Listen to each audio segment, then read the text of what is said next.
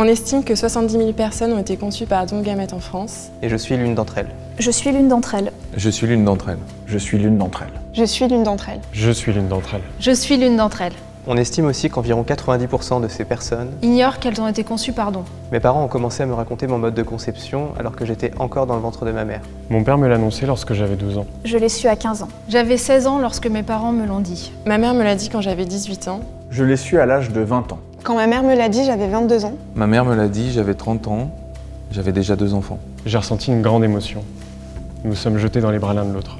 Cette révélation a permis une clarification sur mon mode de conception et a en même temps entraîné des centaines de questions sur qui était le géniteur. J'ai ressenti une émotion incroyable, presque euphorique. Et ce que je vivais, ce que je ressentais inconsciemment, faisait enfin sens. Je ne m'y attendais pas. Mais curieusement, ça m'a soulagé.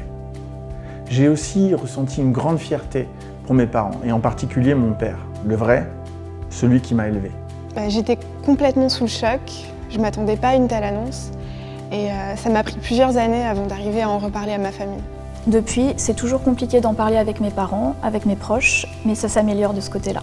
J'ai surtout été surprise par la souffrance et la honte ressenties par mon père. J'ai toujours senti qu'il y avait une part de mystère sur mes origines. J'ai grandi en pensant que j'étais adoptée. Ça a toujours fait partie de moi, c'est une part essentielle de mon identité, sans que ce soit une obsession. D'où vient mon donneur? À quel endroit sur Terre je dois ces taches de rousseur que je n'explique pas dans le reste de ma famille? Et puis surtout, quelle hérédité j'ai transmis à mes enfants à mon tour? Voilà, toutes ces questions, je me les pose depuis longtemps. À travers ma recherche du donneur, c'est surtout la construction de ma propre identité que je cherche à compléter. Je me pose beaucoup de questions sur le donneur. Je voudrais savoir à quoi il ressemble, qui il est, ce qu'il a pu me transmettre à travers ses gènes. Et puis je voudrais tout simplement le remercier, parce qu'il fait aussi partie de mon identité. J'ai besoin de savoir qui est le donneur pour l'humaniser. Je n'ai pas été conçue par magie, ni à partir d'un simple matériau biologique.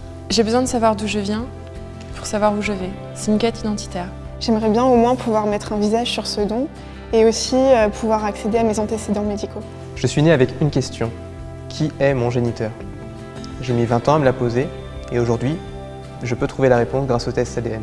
Aux parents qui nous regardent, N'ayez pas peur de dire la vérité à vos enfants. Aux donneurs de gamètes qui nous regardent, Ne craignez rien. Nous ne remettons pas en question notre filiation. Nos parents sont ceux qui nous ont élevés et désirés. nous nous posons simplement beaucoup de questions. Et remettons en cause le système d'anonymat absolu et irréversible.